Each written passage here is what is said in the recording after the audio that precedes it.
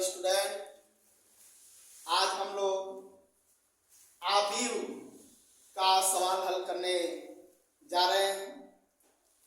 इससे पहले हमारे पास बहुत से लड़के ये प्रश्न करते रहे कि सर आपने तो आव्यूह का एक भी वीडियो नहीं डाला है।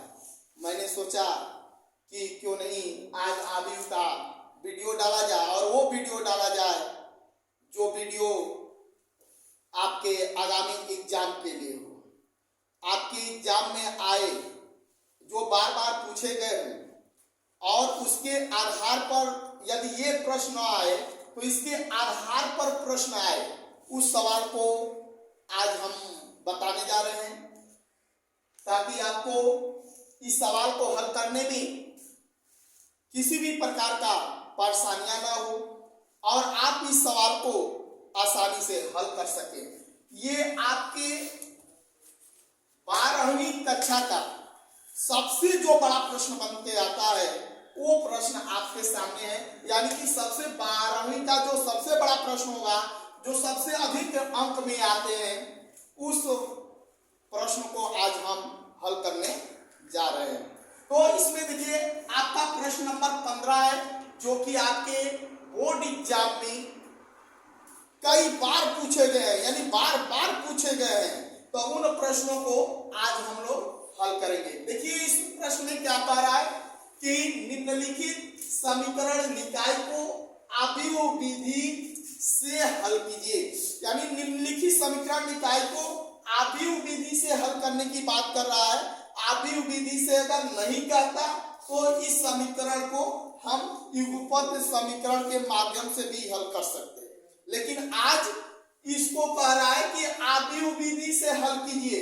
तो आव्यूह विधि से हल करेंगे, तो आव्यूह विधि से हल करने के लिए हम सबसे पहले जो भी आपके सवाल है उनको हम आव्यूह में रख लेते हैं। तो आव्यूह में रखते हैं तो हम यहाँ पर जो पहले हम एक निकालते हैं और एक को ये आव्यूह का चिन्ह है, इस आव्यूह में रखते हैं। ये जैसे x का गुणांक है 3, y का गुणांक है -2 और z का गुणांक है 2, तो यहाँ पर लिख लेंगे। फिर x का गुणांक 2 है, इसको लिखेंगे। y का गुणांक यहाँ 1 है, इसको लिखेंगे। z का गुणांक यहाँ पर है -1। फिर यहाँ पर देखिए x का गुणांक 4 है, फिर y का गुणांक यहाँ -3 है और z का गुणांक यहाँ 2 है। इसको हम आव्यूह में लिख लेते हैं।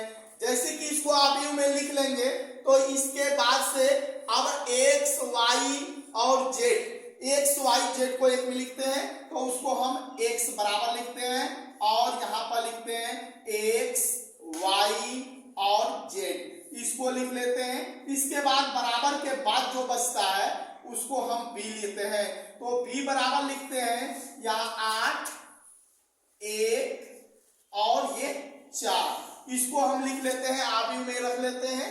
और इसके बाद से जो है इस जो हमारे a का मान आया हुआ है, जो a का मान है, इसको जो है कि हम सबसे पहले ये चेक करते हैं कि अस्तित्व में है या नहीं है।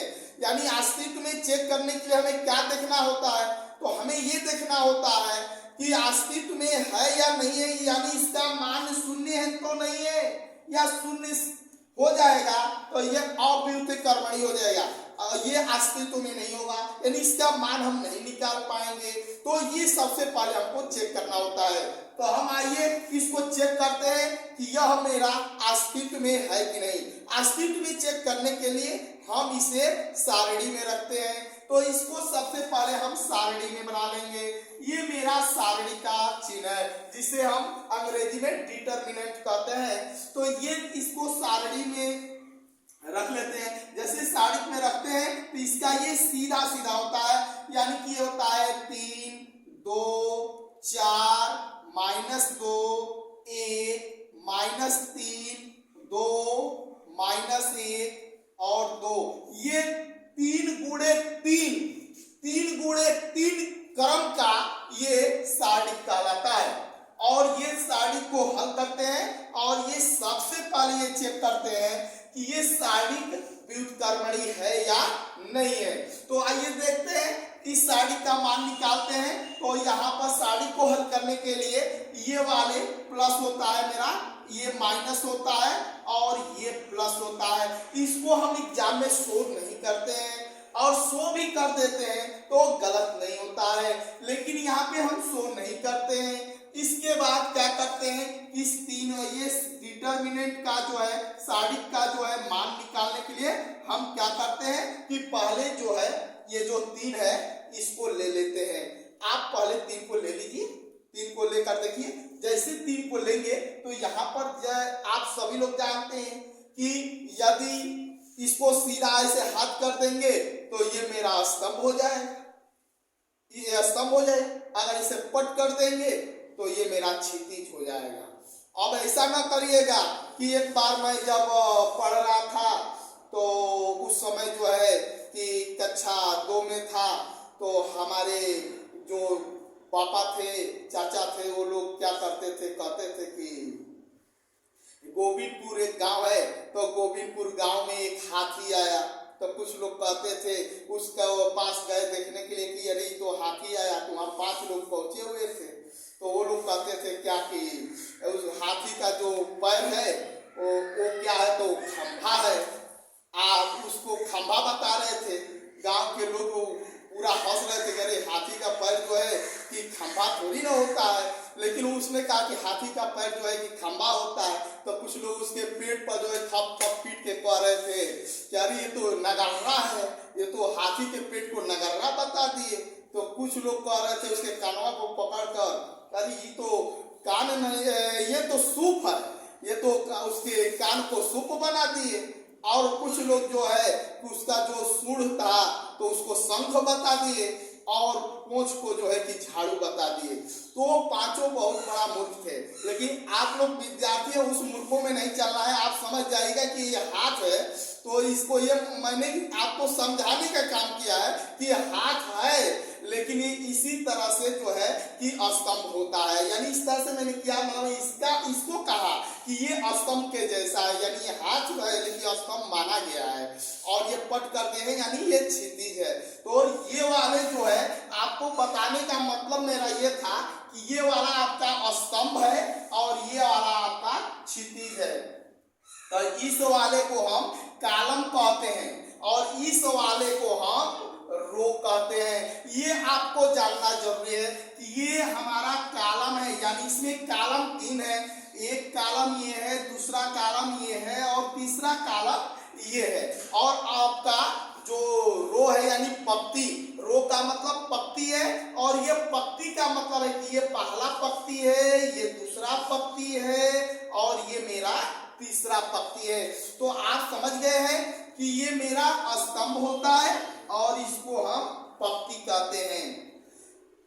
जैसे ही आप इसको समझ जाएंगे तो आपको क्या करना होता है कि ये जो ये 3 है, इस 3 को ले लेते हैं। जैसे ही 3 को लेते हैं तो देखिए इसका जो पहला स्तंभ होता है और पहली जो पक्ति होती है, इनको हम भूल जाते हैं, और यानी इसको हम भुला जाते हैं, यानी इसको हम छिपा लेंगे। जैसे इसको हम यहाँ से छिपा लेंगे, ऐसे छिपा लेंगे, ऐसे छिपा लेंगे, तो ये हमारा 1, 3 और -1 और 2 बचेगा। तो हम क्या करते हैं कि इस 2 से 1 में गुणा करते हैं। जैसे कि 2 से 1 में गुणा करते हैं, ऐसे गुणा करते हैं, तो इस सब में ऐसे ही करेंगे। तो 2 से 1 में करेंगे तो ये मेरा 2 हो जाता है, और अपने ओर से एक माइनस लगा लेते हैं, और इसके बाद यहाँ से यहाँ करते हैं। तो देखो यहाँ माइनस है, यहाँ भी माइनस है, तो 3 का गुणा अगर 1 में करते हैं तो 3 एकम में 3 हो जाता है, यानी कि यहाँ पर 3 हो जाता है। पप्पू समझ में आ रहा है? तो ये 3 का गुणा 1 में करेंगे तो 3 एकम में 3 हो जाए। लेकिन अगला नंबर लेते हैं तो हमारा ऊपर माइनस लगा हुआ है, हम माइनस ले लेंगे। लेकिन यहाँ पर देखिए पहले से -2 है, तो ये माइनस पहले 1 ले लेते हैं। अब पहले से -2 है तो ये माइनस प्लस में बदल जाता है और ये हमारा 2 आता है। जैसे ये 2 आता है तो ये 2 आएगा, तो इसका ये वाला दूसरा वाला स्तंभ और ये पहली पक्ति, यानी पहले पक्ति में 2 है तो पहली स्तंभ, दूसरा स्तंभ और पहली पक्ति को ले लेते हैं, यानी ये 0 हो जाएंगे। तो ये बचेगा मेरा 2 और 4, यहाँ बचेगा -1 और 2। तो इस 2 का गुणा इस 2 में करेंगे। इस 2 का गुणा इस 2 में करेंगे तो ये 2 दूनी के 4 हो जाएगा। फिर अपने लग से माइनस मैंने कहा कि लगा लेते हैं, जिसी माइनस यहाँ लगाएंगे तो यहाँ पर 4 का गुणा -1 में करेंगे तो ये -4 होगा, लेकिन ये माइनस पहले से मौजूद है तो ये +4 हो जाएगा। और इसके बाद ये +2 लेते हैं, जैसे कि +2 लेंगे ठीक वही काम करेंगे, इसके सामने वाला 0, इसके ठीक सामने वाला 0, तो ये बचेगा 2 4 और 1 -3, तो -3 से 2 में करेंगे तो ये मेरा -6 हो जाएगा।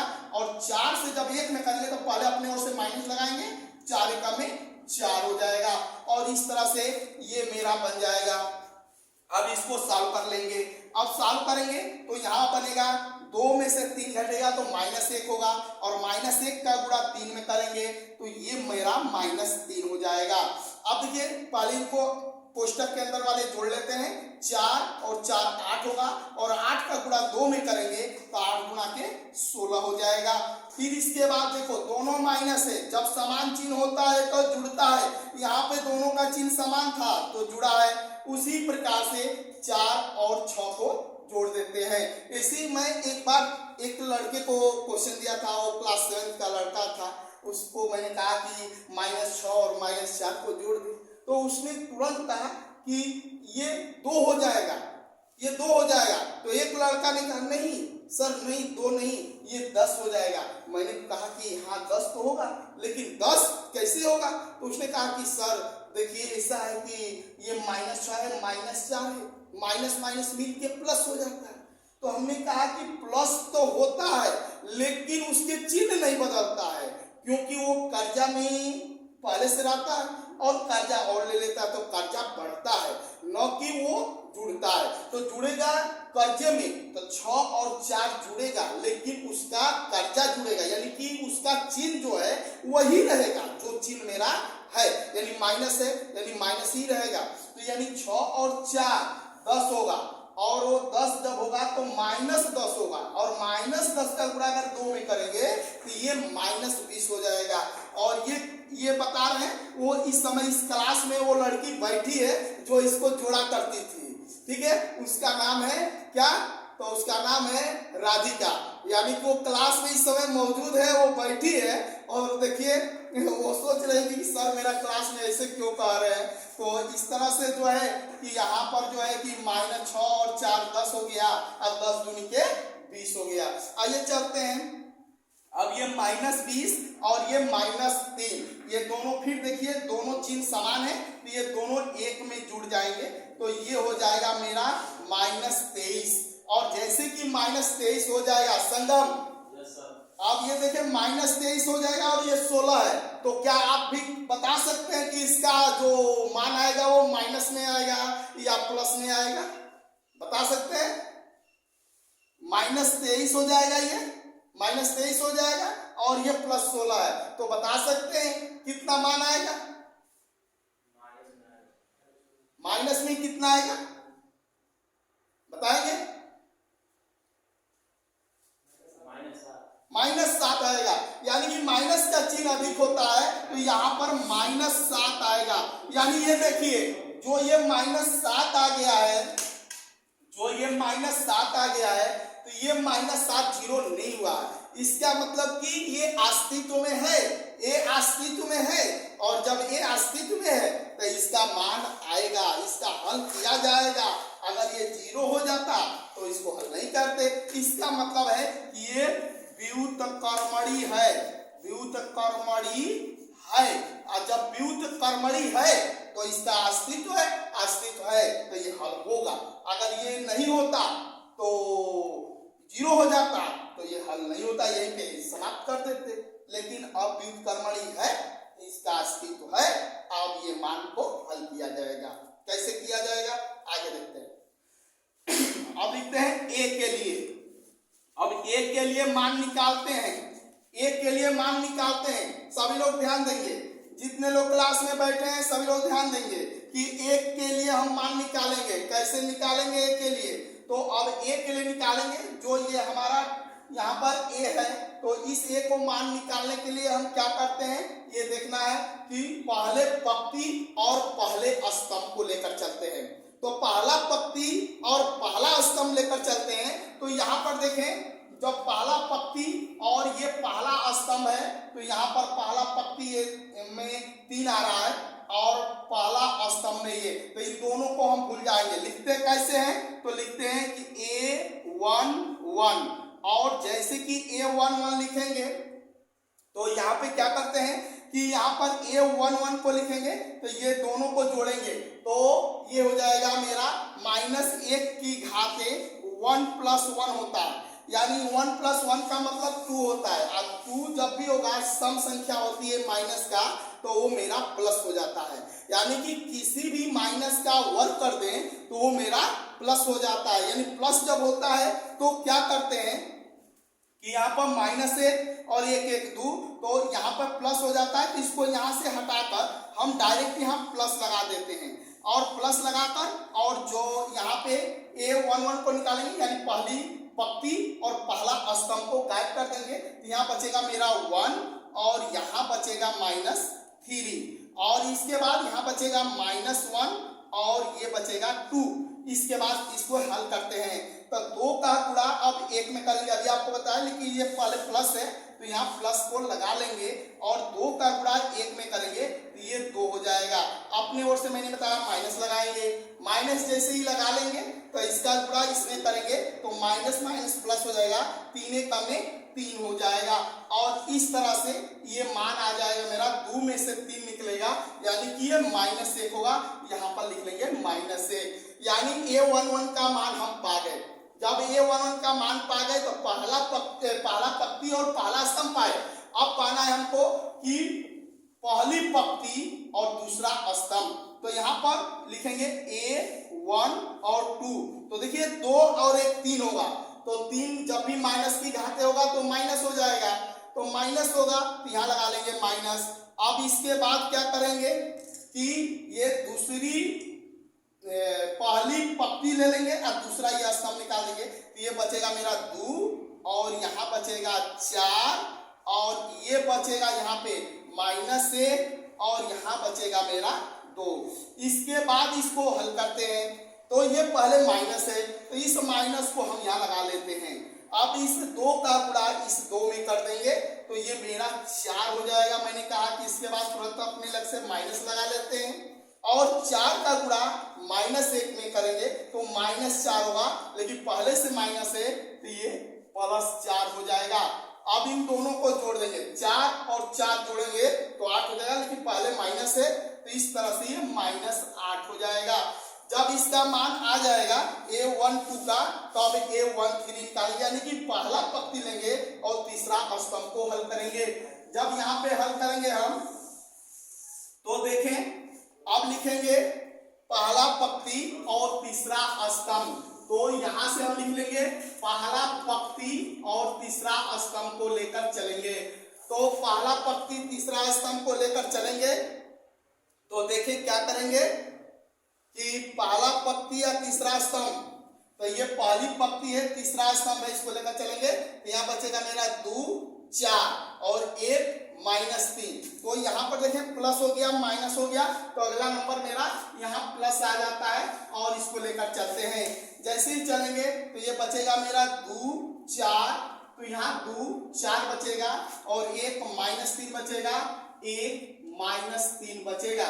तब यहाँ पे प्लस हो जाएगा, और इसके बाद ये -3 का गुणा 2 में होगा, तो ये हो जाएगा -3 गुना के -6 हो जाएगा, और अपने लग से माइनस लगाएंगे और 4 का गुणा 1 में करेंगे तो ये हो जाएगा 4, और इसके बाद जोड़ देंगे तो ये -10 हो जाएगा, यहाँ -10 लिख लेंगे। उसी प्रकार से अब हम लेकर चलेंगे अब दूसरी पंक्ति और पहले स्तंभ को, तो यहाँ पर लिखते हैं दूसरी पंक्ति पहला स्तंभ, तो ये प्लस है, अगला नंबर माइनस का आता है, तो यहाँ से देखें दूसरी पंक्ति हो जाएगा और ये पहला स्तंभ हो जाएगा, तो यहाँ बच जा रहा है -2 और यहाँ बच रहा है -3, इसके बाद यहाँ बच रहा है 2 और यहाँ बच रहा है 2, दोनों में 2 2 बच रहा है, यानी पहली पंक्ति दूसरी पंक्ति और पहला स्तंभ -2 -3 और 2 बचता है, तो इसके माइनस हो जाएगा और इसका गुणा इसमें करेंगे तो ये -4 हो जाएगा, और अपने लग से माइनस लगाएंगे और इसका जब इसमें गुणा करेंगे तो ये -6 होगा, लेकिन पहले से माइनस है तो +6 हो जाएगा। 6 में और ये -4 है, 6 का चिन्ह बड़ा है, 6 में से 4 जाए तो ये हो जाएगा मेरा 2। इस तरह से ये 2 मिल जाएगा। अगला नंबर लाएंगे तो देखें यहाँ पर आते हैं तो दूसरी पंक्ति और दूसरा स्तंभ को लेकर चलेंगे। आप देखें यहाँ पर जो है कि यहाँ पर माइनस है, ये पहले माइनस है, यहाँ पे जो है यहाँ पर माइनस छूटा हुआ है, लगा लेंगे -2 को। आगे हम बात करते हैं दूसरा पंक्ति और दूसरा स्तंभ की। तो यहाँ पर देखें दूसरा पंक्ति है और ये दूसरा स्तंभ है, यानी कि दूसरी पंक्ति और दूसरा स्तंभ को निकाल देते हैं तो यहाँ बचता है मेरा 3 और 4 और 2 और 2। तो यहाँ पर लिख लेते हैं, प्लस आएगा इसके बाद 3 और 4, यहाँ बचेगा 2 और 2। इसके बाद देखें यहाँ पर प्लस आ जाएगा, अब इसका गुणा इसमें करेंगे तो 2 तिहाई 6 हो जाएगा, अपने लग से माइनस लगा देंगे, फिर 4 दूनी के 8 हो जाएगा और इसमें से घटाएंगे तो -2 का गुणा प्लस में होगा तो -2 होगा। अब ये मेरा दूसरा पंक्ति दूसरा स्तंभ निकल गया। आदित्य समझ आ रहा है? अगला नंबर है A2 3, यानी A2 3 का मतलब आप समझते होंगे कि आपका दूसरा पंक्ति है और तीसरा स्तंभ है। तो दूसरा पंक्ति आपका ये है और तीसरा स्तंभ आपका ये है। तो आपके पास क्या बचता है, देखिए प्लस है, माइनस लगा लेंगे तो दूसरा पंक्ति और तीसरा स्तंभ को निकाल देंगे तो आपके पास बचेगा यहाँ 3 और इसके बाद बचेगा 4 और दूसरा पंक्ति है और तीसरा स्तंभ है तो आपके पास बचेगा -2 और -3।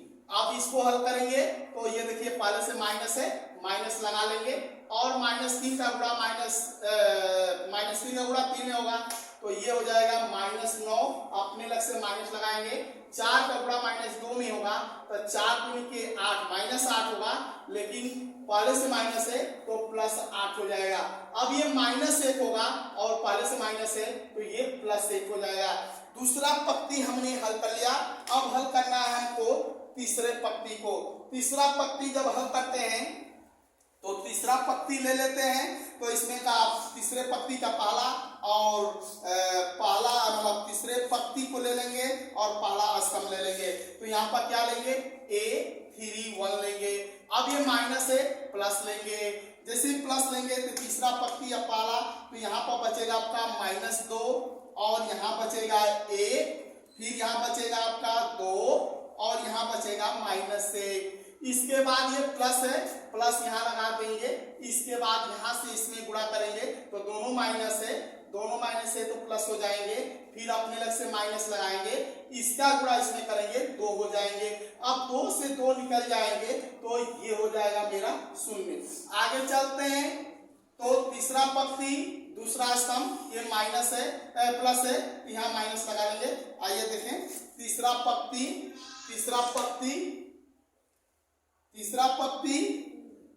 और दूसरा स्तंभ को यहाँ से निकाल लेंगे तो ये आपका बचेगा 3 और ये बचेगा 2। तीसरा पंक्ति और दूसरा स्तंभ तो ये हो जाएगा मेरा 3 2 और यहाँ बचेगा 2 -1 तो ये आ जाएगा माइनस और इसके बाद इसका गुणा करेंगे -3 और इसका करेंगे -4 तो ये हो जाएगा 3 4 7 हो जाएगा, दोनों माइनस है लेकिन इस माइनस से ये +7 हो जाएगा। अब आखिरी आते हैं, अब आखिरी आता है तीसरा पंक्ति और तीसरा स्तंभ तो ये माइनस ये प्लस हो जाएंगे और इसके बाद ये वाला और ये वाला जो है 0 हो जाएंगे। अब बचेगा आपके पास 3 2 और -2 और 1 और इसके बाद से ये प्लस होगा और इसके बाद इसको हल करेंगे तो ये हो जाएगा 3 इसका गुणा इसमें होगा 3 और ये अपने लग से माइनस और इसका करेंगे तो -4 हो जाएगा, लेकिन माइनस प्लस और इस तरह से 4 3 7 हो जाएगा और इस तरह से जो है कि 7 हो जाएगा। इसके बाद देखते हैं तो ये हमारा निकल गया तीसरी पंक्ति और तीसरा स्तंभ। जब तीसरी पंक्ति और तीसरा स्तंभ मेरा निकल गया तो आगे हम चलते हैं। अब क्या करते हैं कि अब इसका निकालते हैं अब एडी ज्वाइन। अब इसका एडी ज्वाइन का मतलब है कि जितने हमारा A1 A2 A3 21 22 23 A31 A32 A33 है, इन सबको ज्वाइंट करने के लिए तो इसको लिखते हैं एडी ज्वाइंट। अब एडी ज्वाइंट हम निकालते हैं ए को, तो क्या करते हैं इसको लिखते हैं। जैसे ही लिखते हैं तो आप देखें लिखेंगे यहाँ पे तो आपका A11 है -1, तो यहाँ पे -1 लिखेंगे। फिर -8 है तो -8 लिखेंगे और इसके बाद से आपका -10 है तो -10 को लिखेंगे।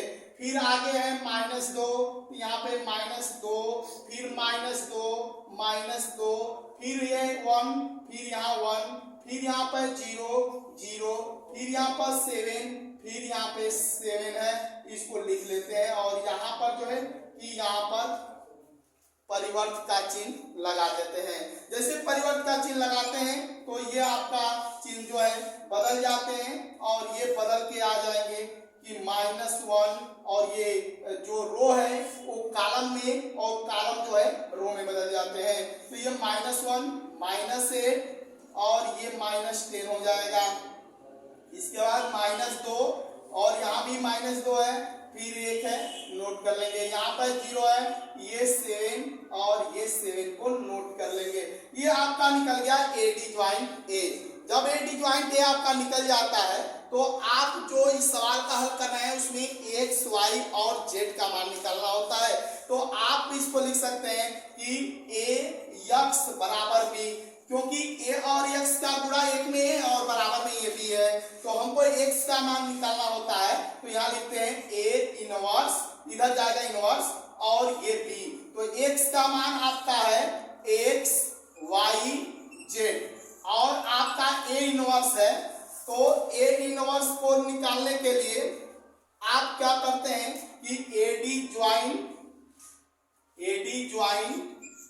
ए अपान डिटर्मिनेंट ए, यानी ए इनवर्स को निकालने के लिए एडी ज्वाइंट ए में डिटर्मिनेंट ए से भाग दे देते हैं तो आपका एडी ज्वाइंट ए इनवर्स निकल जाता है। तो ए इनवर्स ये हो गया और इसका गुणा करना है आपको बी में, तो बी में गुणा करेंगे तो आपका बी दिया हुआ है 8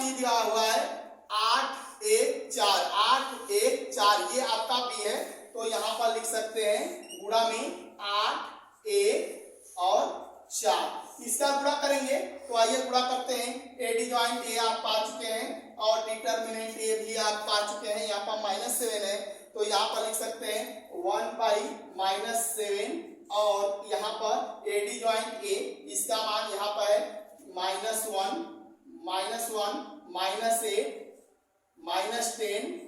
-2 1 0 7 7 और इसका गुणा करना है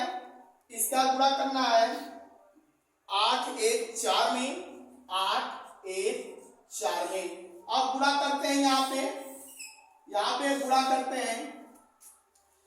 करते हैं तो x y z यहाँ लिख लेंगे x y z और गुणा करते हैं इसका तो पहले -1/7 और इसका गुणा करेंगे तो -1 से 8 में करेंगे ये हो जाएगा -8, इसका -2 से 1 में करेंगे तो -2 और 0 से 4 में करेंगे तो 0, -8 से 8 में करेंगे तो -64 हो जाएगा। -8 से 8 में किए तो -64 और -2 से 1 में करेंगे तो -2 होगा और 7 से 4 में करेंगे तो 28 हो जाएगा। -10 से 8 में करेंगे तो -80 हो जाएगा और 1 से 1 में करेंगे तो +1 हो जाएगा और 7 से 4 में करेंगे तो 28 हो जाएगा। और इसके बाद यहाँ पर x y और z ध्यान देंगे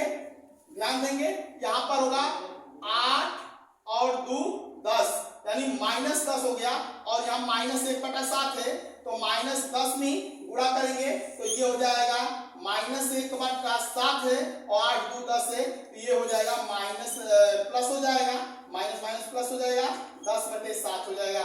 अब देखेंगे यहाँ पर जो है कि 64 है और ये 2 है, तो ये 64 और 2 66 हो जाएंगे, यानी कि -66 हो जाएंगे, और -66 और ये माइनस से गुणा -66 हो जाएंगे, प्लस यहाँ 28 है तो 66 में माइनस का चिन्ह अधिक है तो माइनस से प्लस हो जाएंगे, और 66 में से 28 को घटा देंगे, तो यहाँ पर 66 में से 28 घटाएंगे तो यहाँ पर 4 2 6 66 है, तो 66 में से यानी 16 में से 8 जाए तो ये मेरा 8 हो जाएगा, ये 8 हो जाएगा। यहाँ बचेगा आपका 5, और 5 में से 2 घटाएंगे तो ये हो जाएगा 3, और ये बट्टे में है 7। अगला है कि यहाँ पर +1 है और ये 28 29 हो जाएगा, और ये चिन्ह माइनस का है तो ये माइनस है, ये भी प्लस हो जाएगा, और ये 80 में से 29 को घटाएंगे यानी 10 में से 9 को घटाएंगे तो आपका 1 होगा, और यहाँ बचेगा आपका 7,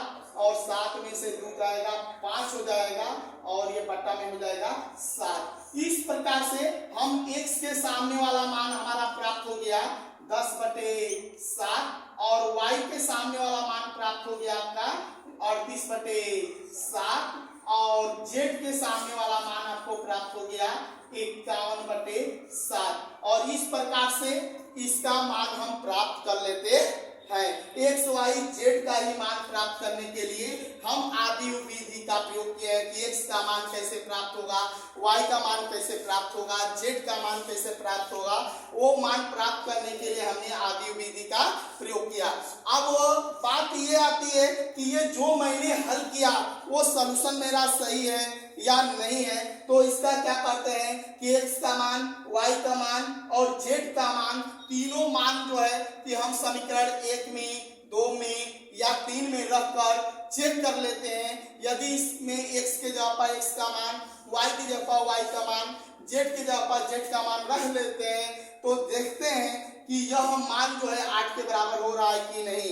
यदि 8 के बराबर होता है तो ये मेरा सॉल्यूशन सही होता है, क्योंकि हम एग्जाम में जब चलते हैं तो ये नहीं देखते हैं कि मैं जो भी सॉल्यूशन किया हूँ वो मेरा सही है या गलत है। तो उन सही और गलत का पहचान करने के लिए हम x और y और z में मान रखकर चेक कर लेते हैं कि x का मान जो आया है, y का जो आया है, z का आया है।